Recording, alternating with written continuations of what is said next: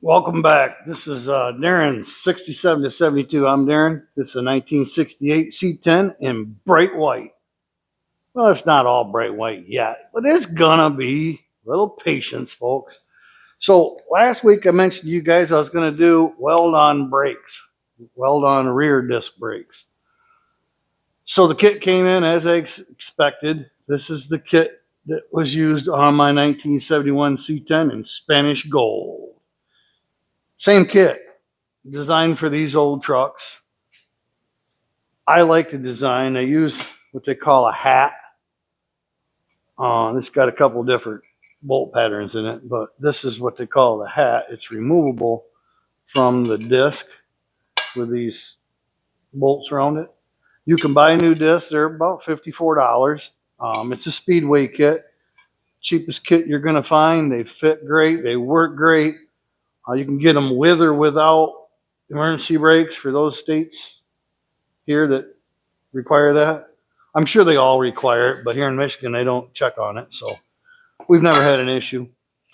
So today I was really excited about this. I'm going to show you guys how to put this kit in. One of the exciting things about this kit that I like is, new calipers, new everything. The weld-on brackets, again, I show you all this stuff. Designed to fit right on the axle. The cutout fits the diameter. I'll get you closer. The diameter of the axle real well. I don't know if they did this on purpose, but these speed holes they put in it, they're kind of cool. One of them is exactly the right size for the rubber hose to fit through and put a clamp on the back. No modification necessary. I don't think they meant for it to do that, but I'll get into reading directions later. Pretty nice kit, pretty heavy duty steel. Everything is bent 90 degrees. I mean, it's just a good all around kit. The other thing I really like about it is GM used the same basic brakes on disc brakes from, when did they start? 71? I think 71 on these trucks, maybe 68 or 69 on some other vehicles. But they use those brakes a long time. I don't want to say because I just don't remember off the top of my head. I'll tell you in the next video.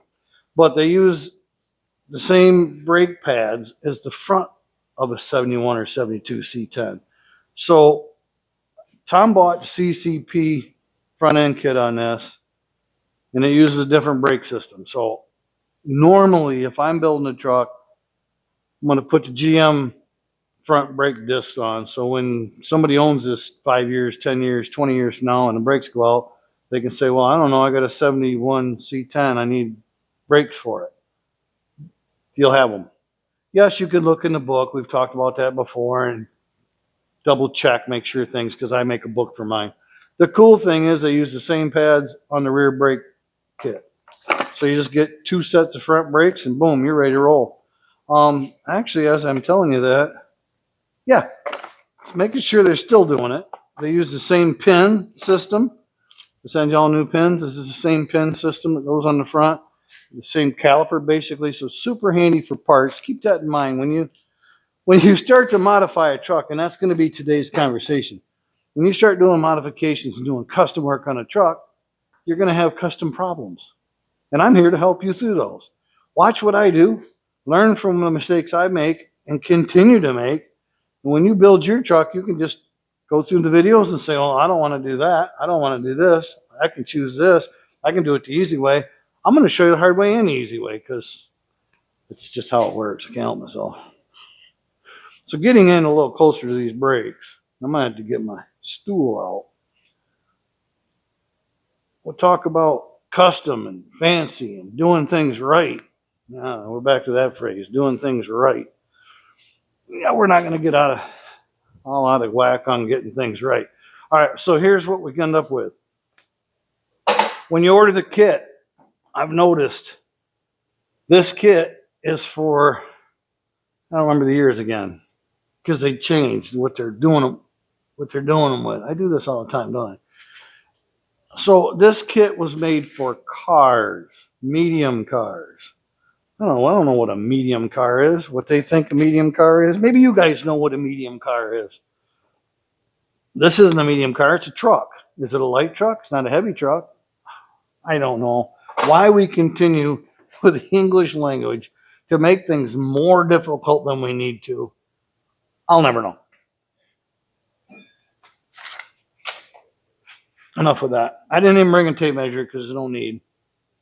The center hole on these can be an issue, depending on how the center is on the axle you have. Now, these trucks came with, I mean, like 99% of them came with a 12-bolt rear end, so they're pretty common. This came with a 12-bolt rear end.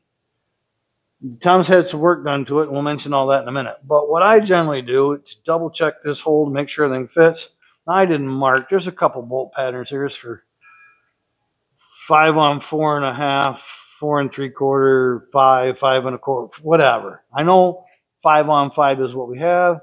5 on 5 is listed. So you grab your hat. I got lucky. That never happens. Usually on video it goes worse. I just picked the right pattern right off. So it goes right flush. Well, I haven't tested. I'm doing this for the first time with you guys. It goes over that center. Doesn't look to be flush in the back, which I'm not overly fond of. I don't know what's stopping it. It should slide right over this centerpiece. There's no locating holes or anything. But that doesn't go all the way on. That's concerning. It should go right flat. And I can't see why it doesn't. No idea what that's hitting on. Might just be the paint. Let's not get overly concerned. My point is the bolt pattern matches up. It goes over the center hole, goes on. You want that located. You don't want it hitting on that. Obviously, it wouldn't bolt tight, which doesn't look like it wants to. The next thing you got to be concerned about is this hat diameter right here, 6 1/4. So when you figure out what holes pattern you got, which I had and now I lost, this one. You just, when I put these on, I usually put some white, red, some kind of colored paint around those. So if you take it off, it's just easier. It doesn't need it. So the next thing you do is you get your hole pattern lined up and you put it over the back. Yep. That's not going to work. Inside diameter, 6 1/4.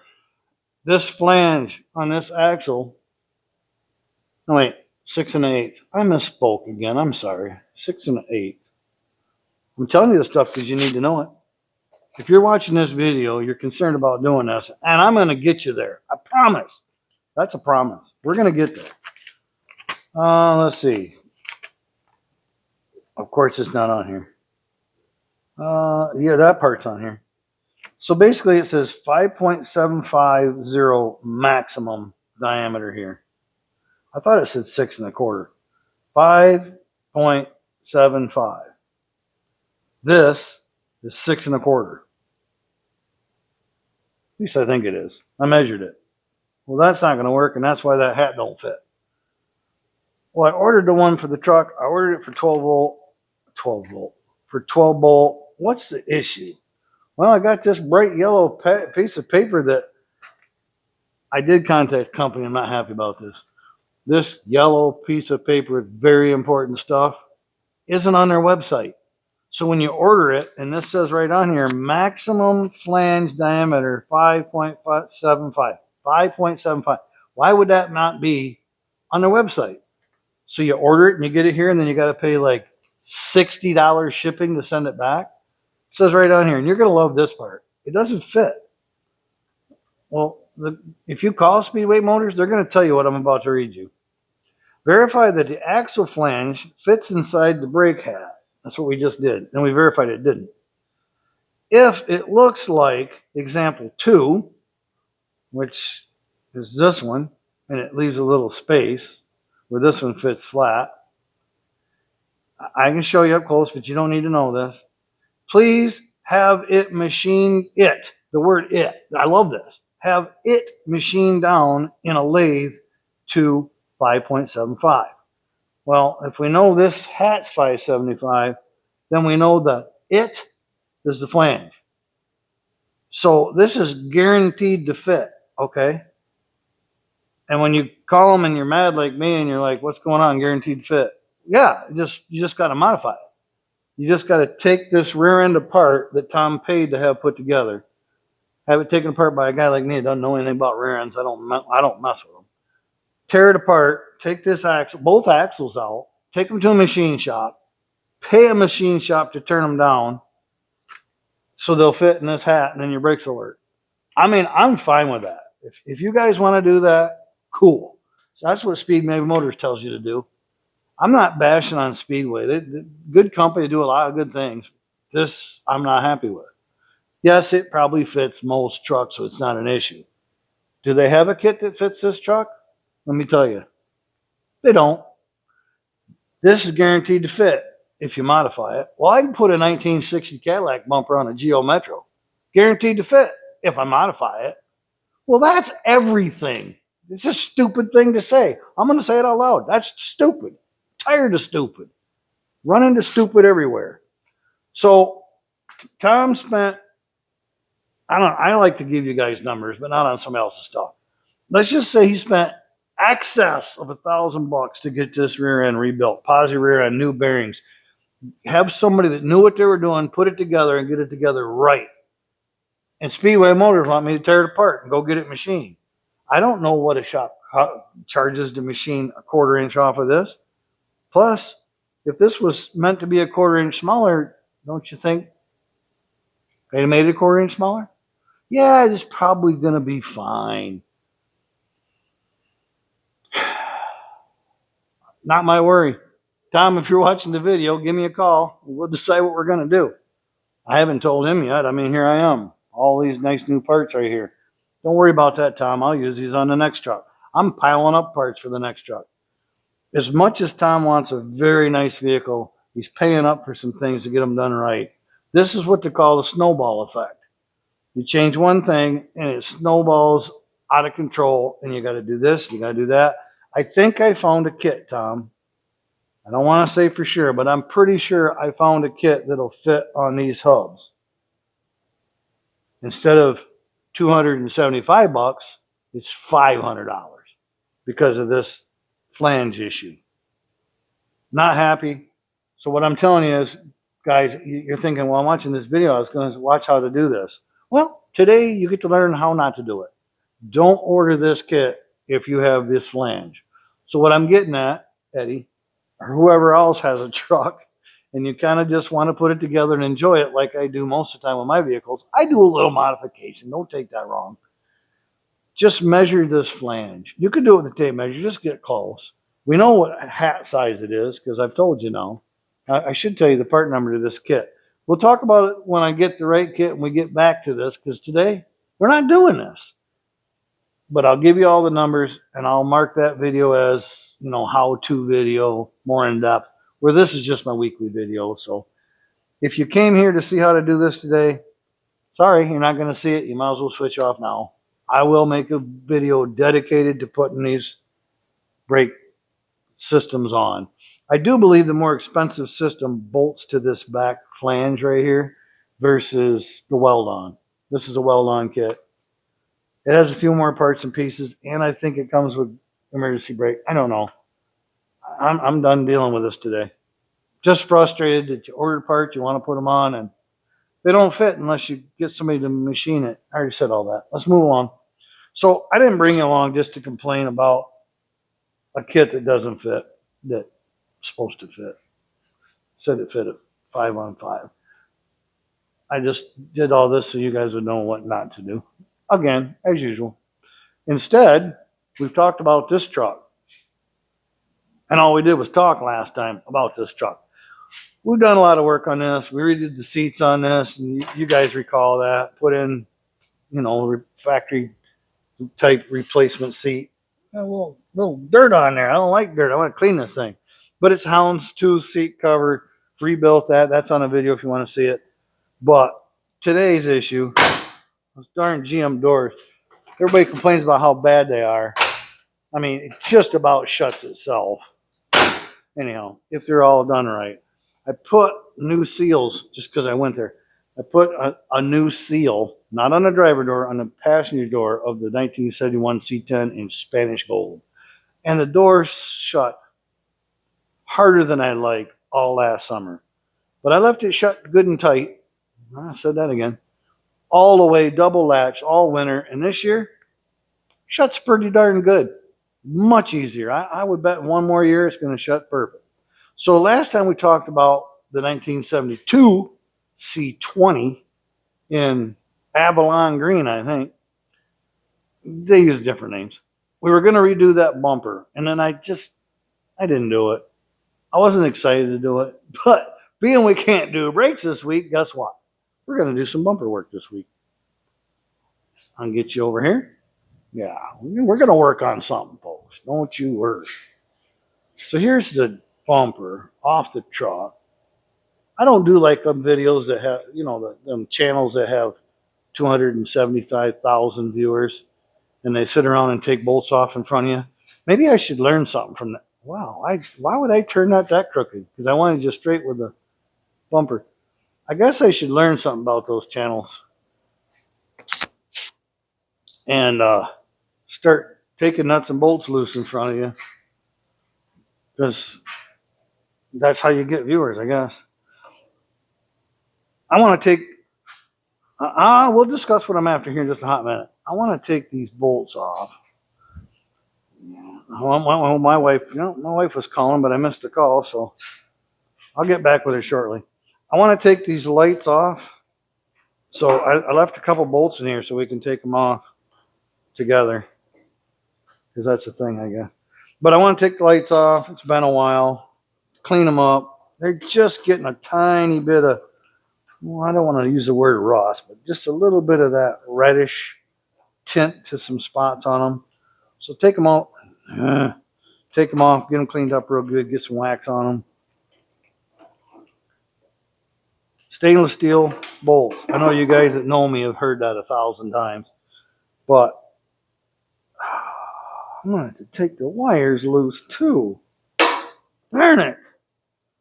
I guess we could put plugs on the back of all this stuff rather than having it direct wire. The problem with having plugs on everything is you're just asking for corrosion. If you direct wire everything, I tend to have less of that. Nowadays they make watertight plugs and what have you. But if you work on modern vehicles, you'll know a lot of times they lose connection even on those watertight ones. So I don't tend to like that. I'd prefer to direct wire things. And I guess when you tear it apart every, 10 or 20 years, you can rewire it. It's not the end of the world. You have it off on the bench where it's easy to do. Is this more exciting? You guys prefer to watch me take off a simple bolt? I mean, that's what all the big boys do. I'm trying to be like the big boys. No, I'm not. I just wanted to get a video started. I miss you guys.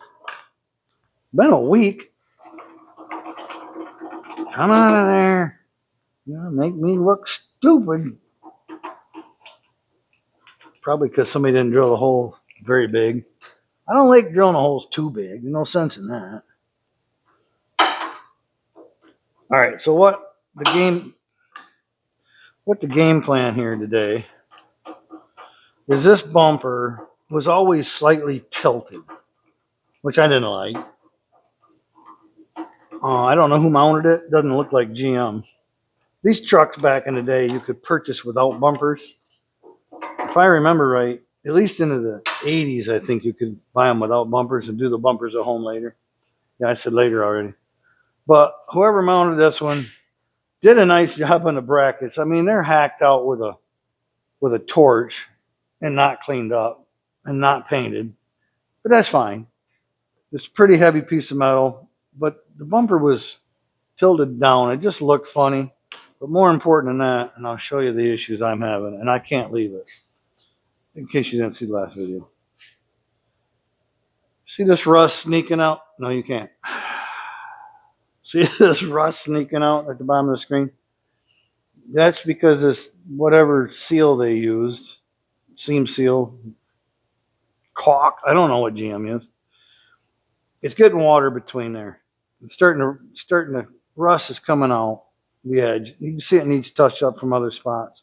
This end's not bad. It's still nice and flat. This side is nice and flat. I want to mention to you that this bumper is a very old bumper. It's the rounded style here.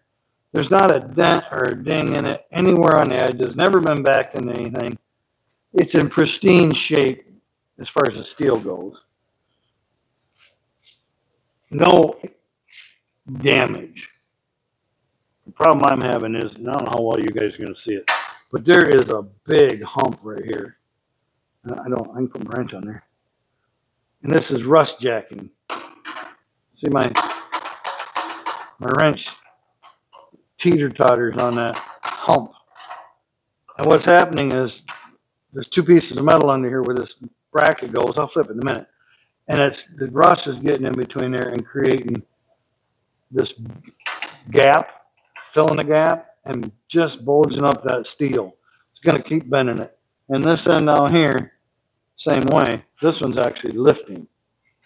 The rust has gotten in there, and I resealed it knowing that I would do this at a later date, and it's already starting to lift it some more. So I'm going to I've got a die grinder, basically. You can use a cutoff wheel, whatever you like, and just sneak in here and cut that rust out of there. And I have to pick at it and hammer on it and keep grinding on it until I get all that out. Then put some seam seal or something in there. Hammer it back, which is going to make the seam seal splatter everywhere. But it's what I'm going to do. Once I get the top all hammered flat and everything back smooth, this has got a few coats of paint on it, so I'm probably going to sand it down and get it smooth and prime it all up. But more important than all that, am I ready? Let me move my stuff out of the way before I throw all my screws on the floor. What I'm more concerned with is, I drive this truck. Inevitably, you get caught in the rain. Drive it on nice days, thinking you're good. You're going to get caught in the rain. That's what happens. And a truck should be able to be driven in the rain. The problem with this one is it's been driven in the rain. And maybe in the snow up here. Man, it's heavier than these new modern bumpers, I'll tell you that. They don't make things like they used to. No, they sure don't. They make them like that brake kit I bought. They don't fit. So you can see the ugliness we got going on here. Now, a person would think, oh, come on, Darren, that's not going to rust out in 1,000 years. I mean, that's a heavy piece of plate for that bumper. They don't build them like that, folks. I'm telling you. It will eventually rust out, but I've got to get this stripped down. If you guys know me, I want it cleaned down to pretty much bare metal. I'll rust convert it. I'll probably tar coat this because it's not something you're going to touch or be involved in, and the tar does dry pretty good because you get a lot of mud. You can see right here, just the mud goes up under there and then it sticks, and it's just going to rust it out. Show you the issue with the rust jacking, and it's a design issue, and whatever, we'll deal with it. So right down in this corner, I think you can see, it's where they attach the bottom and the back to the actual bumper. There's a flange right there that comes around. I'm assuming it's welded on, but you can see where the water has gotten between these two pieces of metal. This is what people talk about, metal over metal. GM did it all the time. They did it on every truck, every place, constantly. It can't be seam sealed and welded. So they opted to go with welded. And then they came back later after they welded it and they seam sealed the outside. But nobody bothered to seam seal this inside because they didn't care. And I do care. So that's where the rust jacking is happening, between those two pieces of metal. And then that hump in the middle, that would be this mount right here. So water's gotten between this mount and it's bent this way. So likely the water has traveled in from the rounded side and it's creating that big bulge underneath. Now I can't take that part apart anymore because it's welded to the bumper and it's welded down here. I could get this out of my way, but it's not really in the way. So that's going to be tricky. When I say tricky, I'm probably going to beat on a hammer until I'm sweaty and tired, blow it out, try and run a little screwdriver in there, clean it out the best I can, get the bumper flat. That concerns me more than this edge over here is not going to be too hard. But I'm going to get that cleaned out, get it all tarred up, let it dry for a hot minute, and then we'll put it back in the truck. I will clean up this ugly edge here as well and paint these brackets up. I wasn't going to take it all apart, but I know me. I'm going to. 3/4 inch bolts. There's only 4 more. I might as well get this tore completely down. And that's what I'm going to work on today. Because it's 89 degrees outside. And you guys still looking at my belly? Quit looking at my belly. 89 degrees. I'm in the air conditioning. So if you don't mind, you could do that. And then I've got replacement wipers on this. I can't believe I did that, but I do believe my company was out of stock for a while. I got a couple. I keep these on my hanging in the shop all the time. These are the chrome wipers that were originally on these vehicles, and I don't know why I didn't get one of those out for you. I like to keep these around. I'm not against these modern day wipers. That's fine, whatever. But it's the nostalgia. You got this old truck. It looks pretty cool. The cool factor. Use the chrome ones. Well, stainless steel, to be honest with you. You know me and stainless. And then when I get a chance, I never throw these away.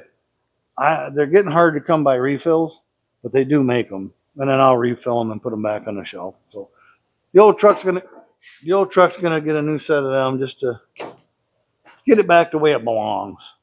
Try to keep this as original as I possibly can, or original replacement parts at least. So now you know what I'm doing in the shop. Drop me a little note in the bottom. Tell me what you're doing in your shop. I'm always curious. Hopefully you guys enjoyed this. Classic bouncing around is what I do. Next week, hope to have this bumper done. I'll bring it back and just show you how it turned out.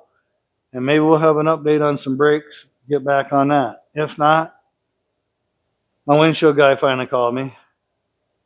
And then I wasn't ready. So, see, told you I wasn't mad at him. I put him off another week so I could get that back window painted and done. So maybe he can help me put both windows in is what I'm getting at.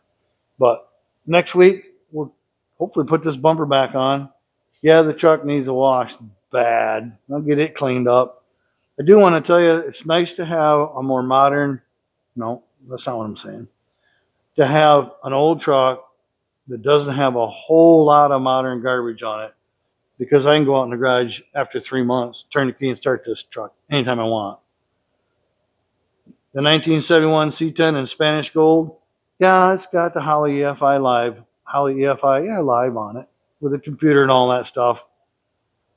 I wanted it to be that way. It's just neat to have that, turn the key and fire it up, no choke to mess with. Although this choke works perfect, I never even think about it. That truck sat all winter, turn the key and start it right up. So try to keep your project a little bit more simple, and you'll have less trouble down the road. That's it for this week. Thanks for coming, and we'll see you next week. Take care.